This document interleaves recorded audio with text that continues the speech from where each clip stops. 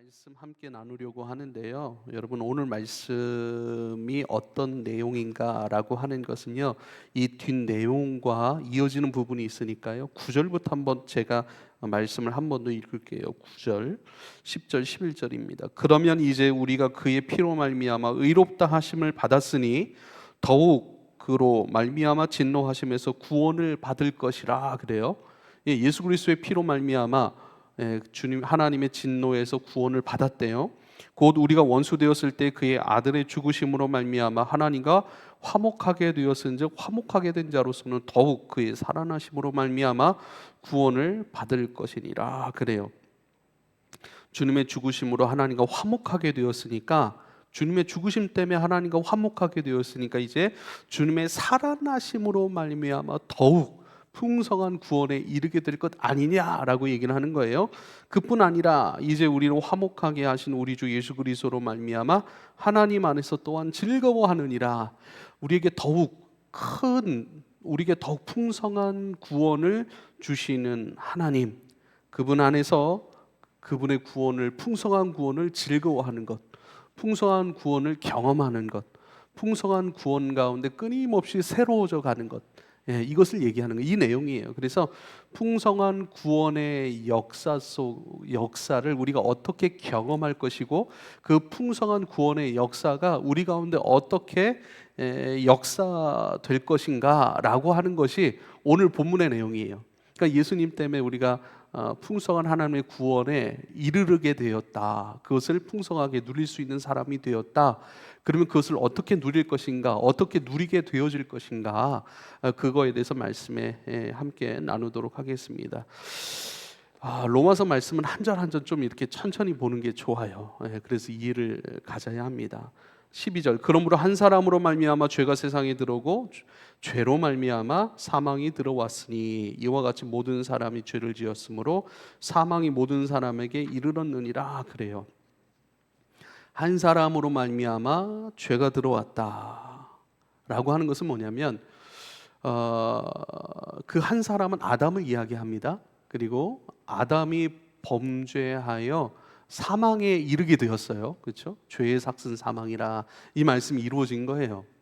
그래서요 아담의 육체로부터 계속해서 나왔던 사람들, 그런 우리도 아담과 똑같이 아담이 지었던 죄를 똑같이 짓지는 않았지만 그런 죄의 상태인 몸, 이 육체를 갖게 되어서 그렇게 사망에 이르는 존재가 되었다라고 얘기를 해요. 그러니까 앞부분은 이 말씀을 계속하고 있거든요. 이 대표성의 원리라 이렇게 좀 어려운 용어로 이렇게 정의를 합니다.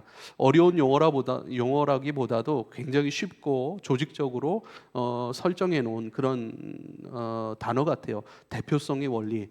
그러니까 아담이 범죄하여 사망에 이르는 존재가 되었다 이렇게 얘기를 하는 건데, 그 아담의 육체로부터 태어난 모든 사람들이 똑같은 상태이다. 그러니까 아담의 타락된 DNA를 가지고 그것 때문에 우리도 범죄한 상태의 사람이 되었고, 그 범죄함 때문에 사망에 이를 수밖에 없는 죄인이다 이렇게 말씀하고 있는 것이죠. 13절에 보니까 죄가 율법이 있기 전에도 세상에 있었으나 율법이 없었을 때는 죄를 죄로 여기지 아니하였다 그래요. 율법은 무슨 역할을 하냐면 죄를 규명하는 역할을 합니다. 이건 죄야라고 우리에게 알려주는 거예요.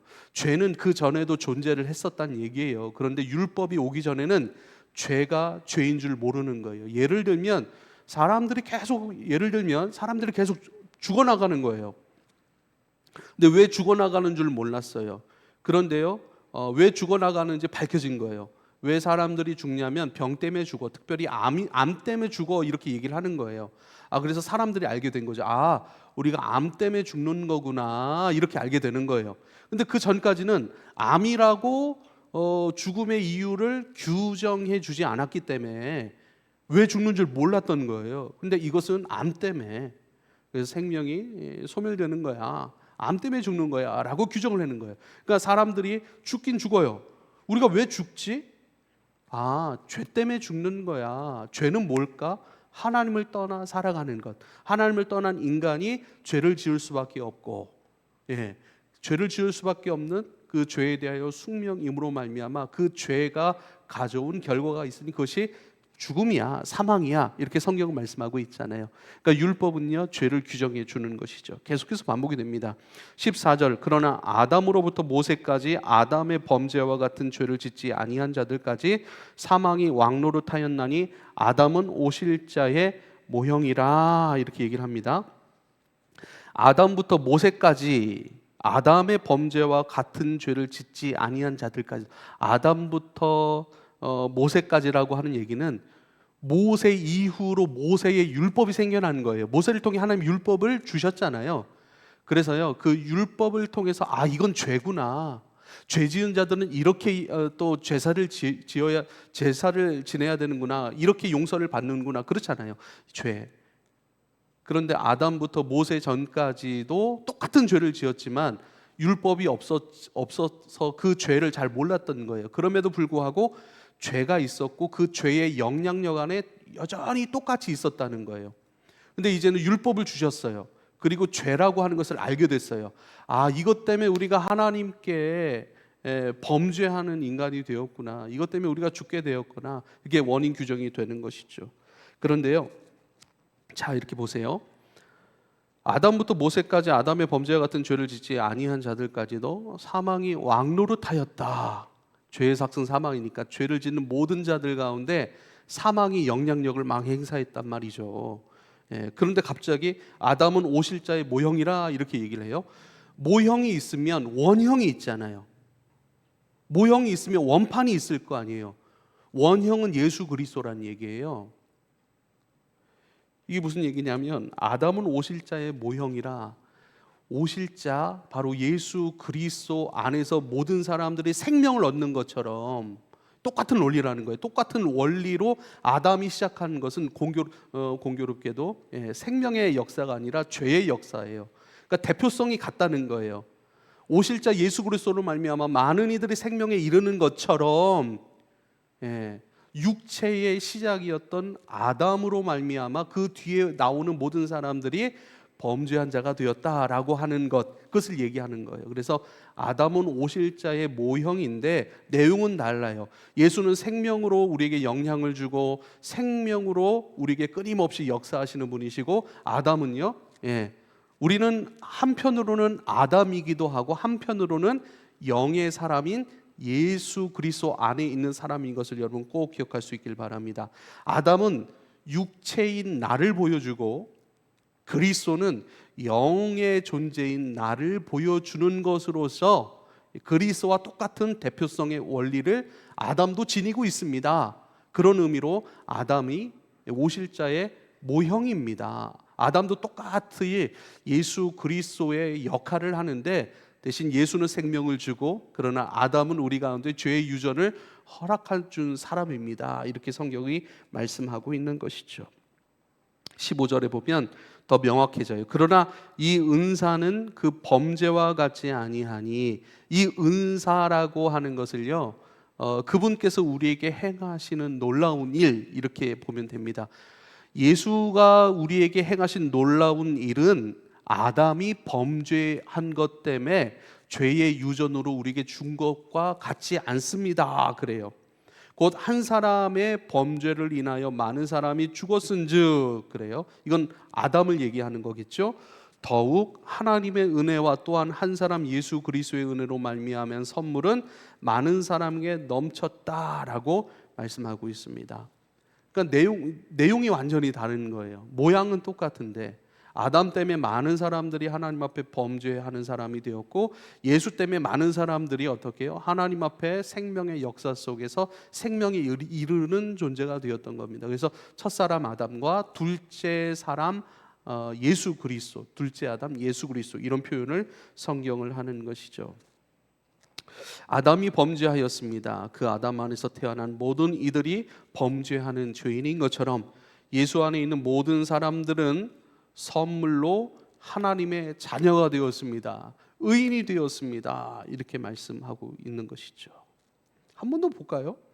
이 은사는 그 범죄와 같지 아니합니다. 곧 한 사람의 범죄를 인하여, 아담의 범죄를 인하여 많은 사람이 죽었은즉, 그러나 더욱 하나님의 은혜, 바로 한 사람 예수 그리스도의 은혜로 말미암아 그 선물이 많은 사람들에게 넘쳐났습니다라고 얘기를 하는 거예요.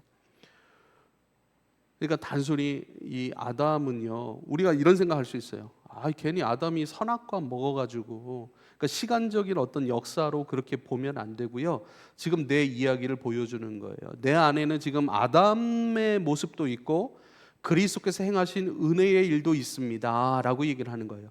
아담이 하나님 앞에 말씀을 거절하고 마귀의 거짓말을 따라 선악과를 먹었던 것처럼, 하나님의 말씀을 거절하고 어겼던 것처럼 여전히 아담의 역사도 내 안에 있고, 하지만 그것으로 말미암아 우리가 죽지 아니하는 것은, 육은 죽습니다. 그러나 영은 죽지 않고 날마다 새로워지는 것이죠. 육은 죽지만 아담으로의 결과물로 말미암아, 그러나 예수 그리스도로 말미암아 우리의 영은 더욱더 새로워집니다라고 하는 것입니다.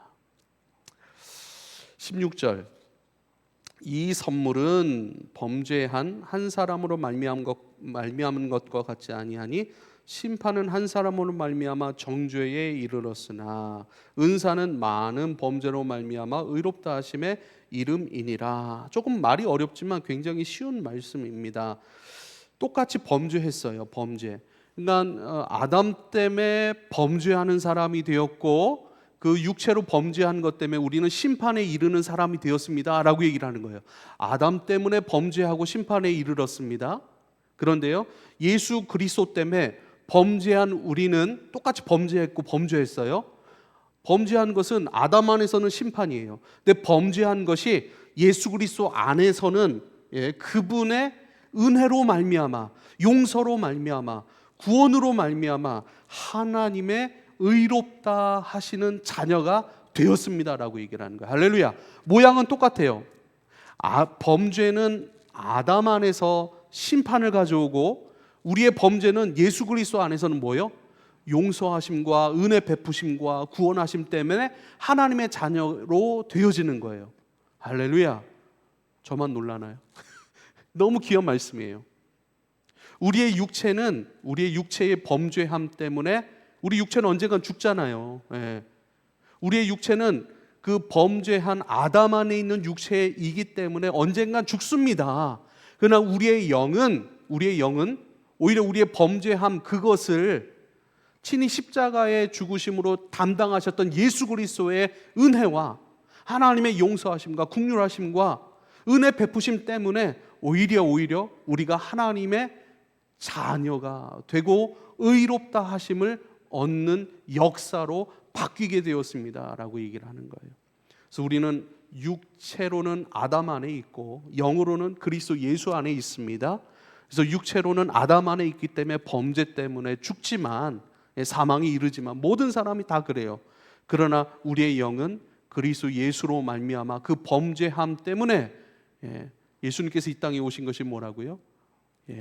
건강한 자에게는 의사가 쓸데없고 병든 자에게라 의사가 필요한 것처럼, 나는 건강한 자를 부르러 온 것이 아니라 나는 죄인을 부르러 왔다. 의인을 부르러 온 것이 아니라 난 죄인을 부르러 왔다. 예수 그리스도 말씀하신 그대로 우리의 죄를 용서하시고 우리의 죄를 끌어안으시고 우리의 죄를 짊어지시고 십자가에서 처리하심으로 말미암아 오히려 죄로 말미암아 은혜, 그 죄로 말미암아 죽은 우리, 그러나 그 죄로 말미암아 뒤따라오는 은혜로 말미암아 우리가 의인이 되었습니다라고 말씀하고 있습니다. 17절 계속 반복이 돼요. 이게 왜냐하면 굉장히 중요한 것이거든요. 영의 역사와 육의 역사, 이것을 우리에게 설명해 주는 거예요.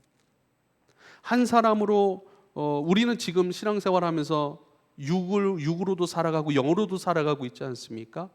육으로도 우리는 예수 그리스도를 따라가고 있지만 여전히 범죄할 때가 많아요. 그럼에도 불구하고 하나님의 구원이 유효해요. 그럼에도 불구하고 그 범죄함 가운데 여전히 은혜의 역사가 나타나서 우리로 하여금 회개하게 하고, 우리로 하여금 주님 앞에 나를 겸손하게 하고, 우리로 하여금 주님을 더 많이 의지하는 그런 은혜로 작용하지 않습니까? 지금 우리의 구원에 대해서 계속해서 설명해 주고 있는 것이죠. 17절 한 사람의 범죄로 말미암아 사망이 그 한 사람을 통하여 왕 노릇하였은즉 더욱 은혜와 의의 선물을 넘치게 받는 자들은 한 분 예수 그리스도를 통하여 생명 안에서 왕 노릇하리로다. 아담으로 말미암아 범죄하게 되었고 그로 말미암아 사망이 내 안에서 역사하는 거예요. 그래서 사망의 역사는요, 몸이 죽는 것과 함께 두려움의 역사도 있습니다. 두려움을 주는 것.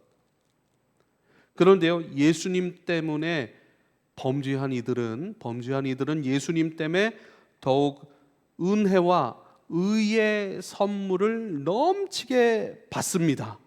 네. 왜요? 죄인을 부르러 오신 예수님, 죄인을 구원하기 위하여 이 땅에 오신 예수님으로 말미암아 더욱 은혜와 의롭게 하시는 그 선물을 넘치도록 받습니다라고 얘기를 하는 거예요.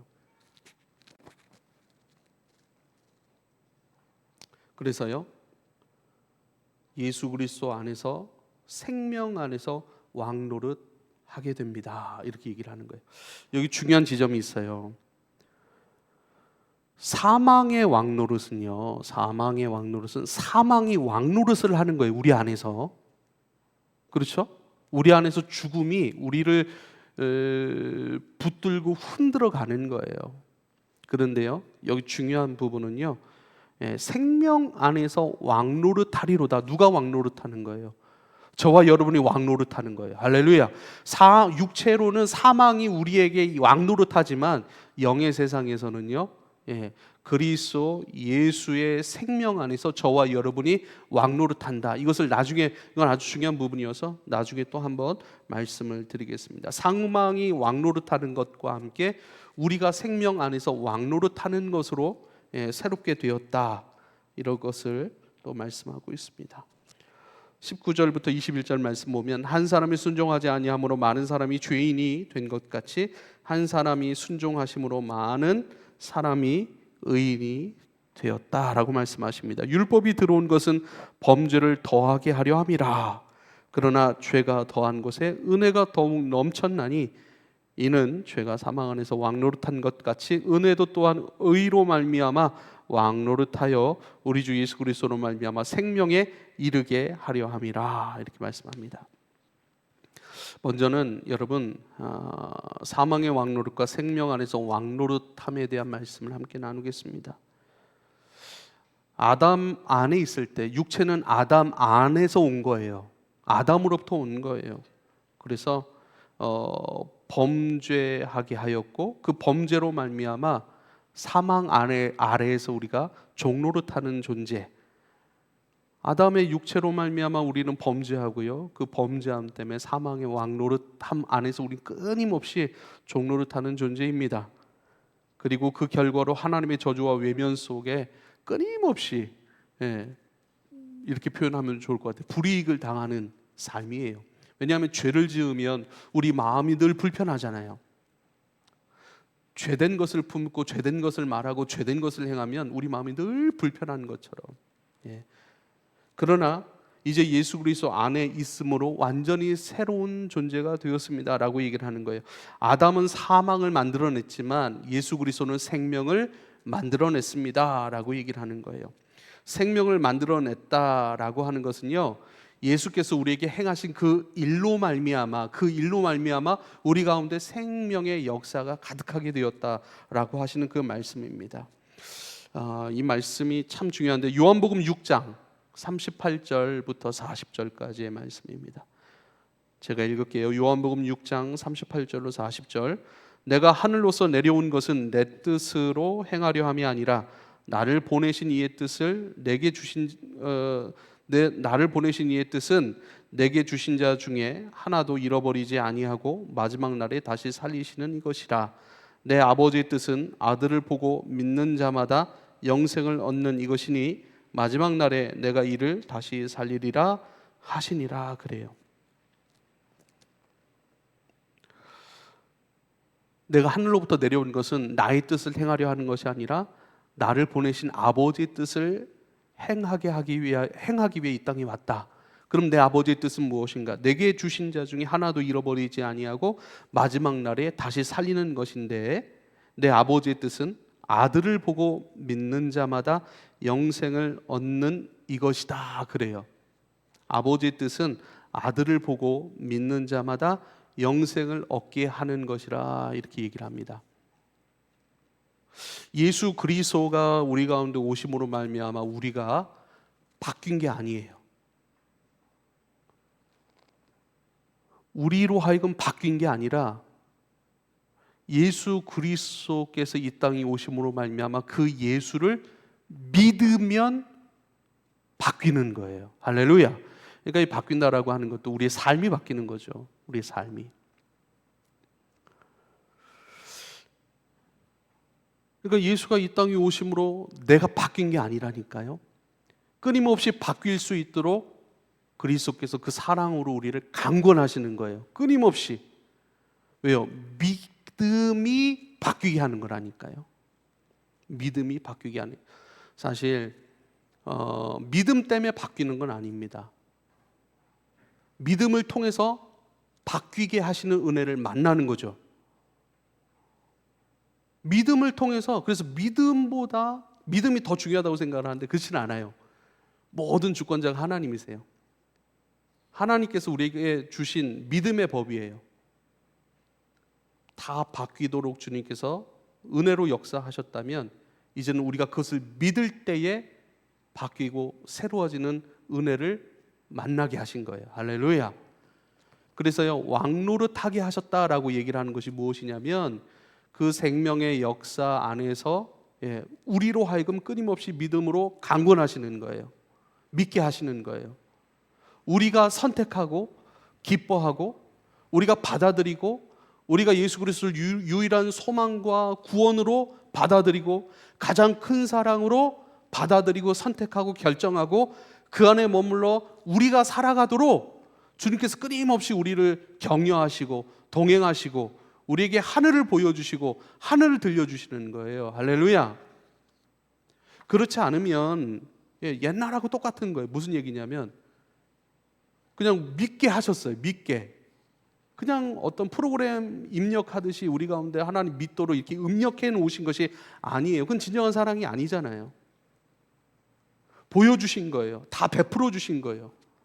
그걸 경험하게 해주신 거예요. 그리고 이제는 그 생명의 왕노릇하게 하신 우리가 결정하는 거라니까요. 보고 듣고 경험케 하셔서 강권하셔서 그 사랑으로 끊임없이 우리의 마음을 강권하셔서 우리가 결정하도록 하시는 거예요. 이게 신앙의 원리예요. 그래서 내가 하려고 해도 안 되는 거예요, 사실. 그 생명의 왕노릇하게 하신 그 은혜를 바라보지 않고는 이게 안 되는 거예요. 그래서 우리에게 믿음이 필요한데 어떤 믿음이 필요한가? 예수 그리스도께서 행하신 그 놀라운 일들, 그 일들을 용서죠. 사랑이죠. 죄사함이죠. 하나님께서 우리에게 허락하신 모든 것들을 우리 가운데 보여주고 경험시키시는 분 아니겠습니까? 그 일들을 통하여서 어떻게 해요? 생명의 역사 속에서 우리로 하여금 결정하게 하시는 거라니까요. 근데 우리는 아무것도 결정하지 않으려고 그래요. 믿지 않기 때문이죠. 15절부터 17절 말씀 그대로가 너무나도 중요한데 17절 말씀을 15절 말씀 볼게요. 한 사람의 범죄를 인하여 많은 사람이 죽었은즉 더욱 하나님의 은혜와 또한 한 사람 예수의 은혜로 말미암아 선물은 많은 사람에게 넘쳤다. 이게 무슨 얘기예요? 아담의 역사보다 예수 그리스도의 은혜의 역사가 더 큽니다라고 얘기를 하는 거예요. 지금 아담의 사망의 역사, 범죄케 하고 범죄할 수밖에 없는 그 육체를 우리가 그 안에서 태어났기 때문에 그것을 가져왔잖아요. 그래서 우리는요, 내 연약함에 대한 믿음이 강해요. 아, 나 이러면 못해. 나 이러면 범죄해. 나 이러면 넘어져. 이러면 나 또 져. 내 육체에 대한 믿음이 너무 강해요. 약함에 대한 강함, 범죄할 것에 대한 강한 이 믿음은 너무 강하다니까요. 그런데 그것보다 더 강한 내 안에서 생명으로 우리 가운데 역사하시는 그리스도의 은혜, 그건 너무 약하게 봐요. 그러니까 쉽게 얘기하면요, 하나님의 의지를 우리가 바라보고 있다면 우리를 심판하시는 하나님의 의지가 더 클까요? 아니면 우리를 구원케 하고 우리를 생명 있게 하고 우리를 하나님의 사람으로 마땅히 누릴 수 있도록 지혜와 능력을 부어주시는 그 하나님의 의지가 더 클까요? 심판하시는 하나님의 의지가 더 클까요? 사랑하시는 하나님의 의지가 더 클까요? 지금 성경이 뭐라고 얘기를 하냐면요, 맞아요, 범죄하면요 그 범죄에 합당한 심판을 받게 되어 있어요. 우리 믿는 자들은 징계를 받게 되어 있어요. 좋지 않은 일, 나쁜 일, 다른 사람 모함하는 일, 해하는 일, 이런 것들을 하면 그러한 일들 가운데 우리 스스로가 걸려 넘어질 수밖에 없다고요.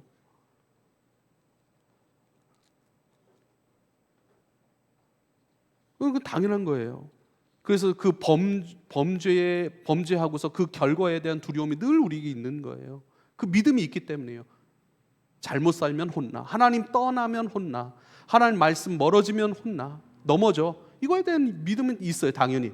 그런데 뭐죠? 바꿔 말하면 우리가 주일 성수하고 말씀 사랑하고 말씀대로 살아가고 그 말씀 안에서 하나님 사랑하고 이웃 사랑하고 내 가진 것 이웃들에게 충분히 나눠주려고 하고 섬기려고 하는 그 사람들은 어떻게 해요? 하나님께서 은혜 주시죠. 그러니까 우리가 지금 이곳에 왜 왔습니까? 하나님 말씀 듣기 위해 왔다니까요. 하나님 말씀 사모하여 그 말씀대로 살고자 이 말씀을 듣기를 소원하는 거예요. 왜죠? 그 말씀대로 살면 어떡하죠? 하나님께서 복을 주시는 것이죠. 그럼 우리가 말하는 복이 세상에서 얻고자 하는 복은 복이라고 그걸 전부 할 수는 없지만요.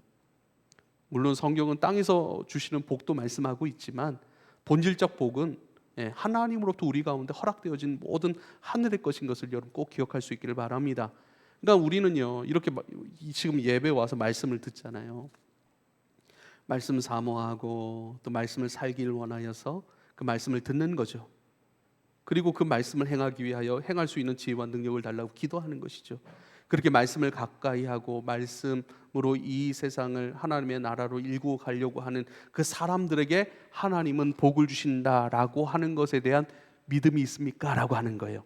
그 믿음이 별로 없어요, 사실. 그러니까 왜 예배 드리는 것이 중요해요?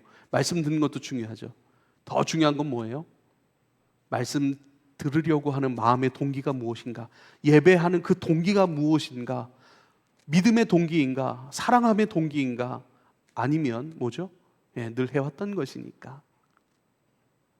여러분, 모든 것, 우리가 사람을 만나고 예배하는 것뿐만 아니라 이 땅을 살아가는 모든 것의 그 동기가 주님께서 우리 가운데 복으로 행하실 모든 것들, 주님 더 가까이 만나고 또 주님으로의 손으로부터 나오는 모든 것으로 내가 살아가고자 하는 그러한 주님의 복으로부터 출발된 그 믿음이 동기가 될 수 있기를 여러분 부탁을 드립니다. 할렐루야.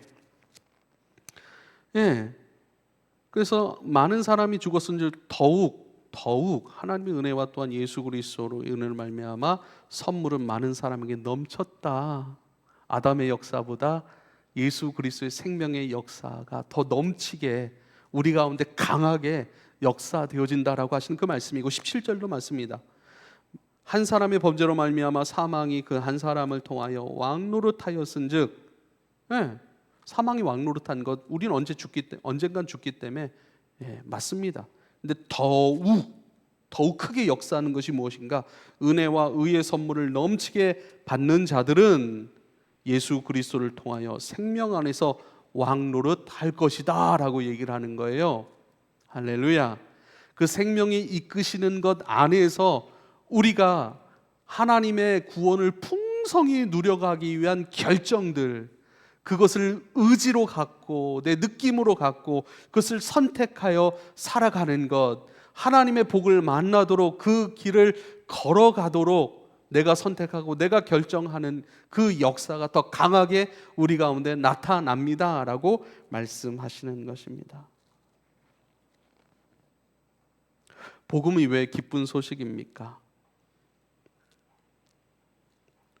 복음이 왜 기쁜 소식입니까? 우린 죄를 지으면 재앙을 만날 만한 그런 믿음이 있어도 그리스도 예수 안에서 우리가 새로워질 것이고 우리가 풍성한 구원 안에서 승리하게 될 것에 대한 기대와 소망이 너무 적다는 거예요. 근데 왜 복음이에요? 아담의 사망의 역사보다 그리스도 예수 안에서의 생명의 역사가 더 크고 깊이 강하게 우리 가운데 나타나고 우리를 덮고 계시고 또 우리와 함께하고 계시니 그래서 복음 아니겠습니까? 사랑하는 여러분, 출애굽기 20장 1절부터 6절까지 쭉 보면요, 하나님께서 우리에게 복 주시는 말씀이에요. 하나님이 이 모든 말씀으로 말씀하여 이르시되 나는 너를 애굽 땅 종되었던 집에서 인도하여 낸 너의 하나님 여호와라. 너는 나 외에는 다른 신을 너에게 두지 말고 너를 위하여 새긴 우상을 만들지 말고 또 하늘 위로 하늘에 있는 것이나 땅 아래로 있는 것이나 땅 아래 물속에 있는 것에 어떤 형상도 만들지 말고 그것들에게 절하지 말고 그것들을 섬기지 말라. 나 내 하나님 여호와는 질투하는 하나님인즉 나를 미워하는 자의 죄를 갚되 아버지로부터 아들에게까지 3, 4대까지 이르게 하거니와 나를 사랑하고 내 계명을 지키는 자에게는 1000대까지 은혜를 베푸느니라. 할렐루야. 그러니까 하나님을 거절하고 하나님을 멀리하고 다른 우상을 하나님으로 섬기는 인생, 그게 쉬울까요? 아니면 1000대까지 은혜를 베푸시는 그 하나님 사랑하고 그 사랑함 안에서 말씀을 순종하여 가는 그 삶이 어느 것이 더 쉬울까요? 우리에게 어려운 편을 주신 것이 아니라 주님은 더 쉬운 편을 우리에게 주셨고 더 좋은 편을 더 쉽고 기쁨으로 살아가는 행복의 삶을 우리에게 제공하는 분이시고 그 삶을 순종하여 살아갈 때에 1000대까지, 그러니까 영원히예요. 영원히 그 순종, 그 믿음의 순종, 그것들을 기억하고 우리에게 은혜 베푸신 하나님이신 것을 우리가 꼭 기억할 수 있기를 부탁을 드립니다. 생명 안에서 왕노릇하다, 끊임없이 그 생명이 우리를 움직여 가시는 거예요. 그 생명이 우리로 하여금 경험케 하시는 거예요. 그래서 우리는요 늘 그 생명 안에서 하나님 앞에 합당한 선택과 결정을 할 수 있는 존재라고 말씀하고 있습니다. 아담의 육체로부터 나온 우리는 다 죽습니다. 이걸 옛사람이에요. 옛사람은 다 죽어요. 근데 우리 마음 안에 새 사람이 있어요. 그 새 사람은 죽지 않고 오히려 날마다 새로워지고 날마다 그리스도를 닮아가고 날마다 전진한답니다. 그러니까 우리의 믿음을 통해서 만들어질 우리의 삶이 얼마나 복된지를 한번 보십시오. 에베소서 4장 24절, 하나님을 따라 의와 진리의 거룩함으로 지으심을 받은 새 사람을 입으라. 새 사람을 입으래요. 그 생명의 역사 안에서 우리의 영, 옛사람은 죽습니다. 그러나 새 사람은 날마다 새롭게 되어집니다. 그래서 새 사람을 입어가래요. 의와 진리의 거룩함으로 지으심을 받은 새 사람을 날마다 우리 육체로 입어가는 것이죠. 골로새서 3장 10절, 쉬운 번역이에요. 새 사람을 입으십시오. 이 새 사람은 자기를 창조하신 분의 형상을 따라 끊임없이 새로워져 참 지식에 이르게 됩니다. 결국 끊임없이 우리로 하여금 그리스도의 생명의 장성한 분량의 충분함 가운데 이르게 하시는 그러한 인생을 우리가 살아가는 것이죠. 점점 더 하늘을 바라보고 소망하는 거예요. 점점 옛 자아의 죄된 생각과 감정 가운데 사로잡히지 않고 끊임없이 새롭게 하시는 그 하늘의 것을 사모하고 하늘을 사모하게 하시는 것이죠. 늘 붙들었던 나를 내려놓고 하나님을 더 크게 붙들어 살아가는 것이죠.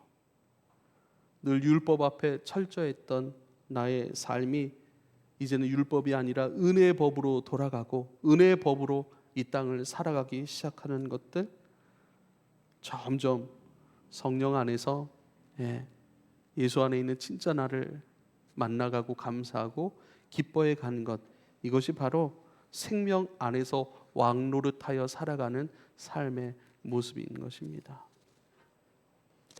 사랑하는 여러분, 하나님의 사랑의 의지가 훨씬 더 강합니다. 오히려 하나님 앞에 은혜 입고 복 받는 길을 더 활짝 열어놓으셨습니다. 사랑하는 여러분, 우리가 하나님께서 은혜 주심과 복 주심 가운데 더 큰 믿음을 가졌으면 좋겠어요. 육체의 법이 아니라, 사망의 법이 아니라 생명의 법, 성령을 통한 생명의 법의 역사가 우리 가운데 더 강하게 일어나고 있음을 여러분 믿고 신뢰하실 수 있기를 부탁을 드립니다. 18절부터 21절까지의 말씀입니다. 20절입니다. 율법이 들어온 것은 범죄를 더하게 하려 함이라. 그러나 죄가 더한 곳에 은혜가 더욱 넘쳐났습니다 라고 말합니다. 여러분, 진단이 있어야 치료가 가능하거든요. 그래서 어디가 아파서 병원을 갔는데 변명이 안 나와요. 그럼 변명이 나올 때까지 계속 검사합니다. 계속 검사하고 뭐하고 변명이 나와야 돼요. 진단이 나와야 돼요. 진단이 나오지 않으면 치료를 받을 수가 없기 때문입니다. 율법은요, 이렇게 우리의 연약함을 진단하는 것입니다.